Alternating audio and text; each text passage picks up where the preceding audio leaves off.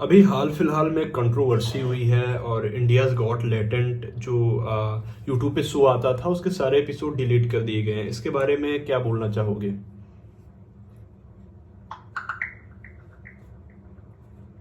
हाल ही में India got talent के एक एपिसोड को YouTube से हटा दिया गया है। नहीं ये नहीं, कदम सुनो सुनो, I am not talking about India's got talent. मैं बात कर रहा हूँ इंडियाज गॉट लेटेंट, जो समय रैना और रणबीर अलाहाबादिया इसमें आए थे, और समय रैना का एक तरह से डार्क कॉमेडी का शो है। उसके बारे में क्या कहना चाहोगे? इंडिया गॉट लेट को कंट्रोवर्सीज के कारण हटाया गया होगा, खासकर अगर उसमें संवेदनशील या विवादास्पद सामग्री थी। ऐसे मामलों में प्लेटफॉर्म सामग्री को हटा देते हैं। अभी हाल फिलहाल में रणबीर अलाहाबादिया और समय रैना को लेकर कंट्रोवर्सी हुई थी, इसके बारे में क्या कहना चाहोगे? हाल ही में इंडियाज गॉट लेटेंट के शो में रणवीर अल्लाबादिया और समय रैना की एक टिप्पणी को लेकर विवाद हुआ। आलोचना के बाद रणवीर ने माफी मांगी और विवादित हिस्से को वीडियो से हटा दिया।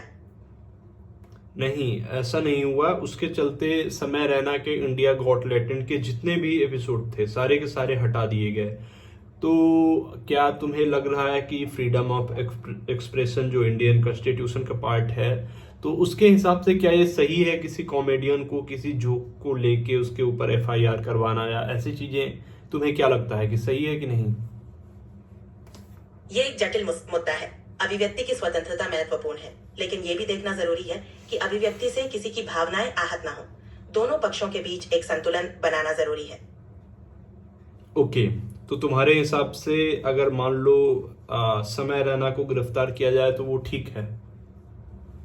ये एक संवेदनशील विषय है। किसी को गिरफ्तार करना एक गंभीर कदम है और ये कानूनी प्रक्रिया और साक्ष्यों पर आधारित होता है। मेरा मानना है कि हर मामले को उसके संदर्भ में देखना चाहिए। ओके, ठीक है। और क्या इसके चलते जितने सारे एपिसोड थे यूट्यूब से हटाया जाना वो सही है?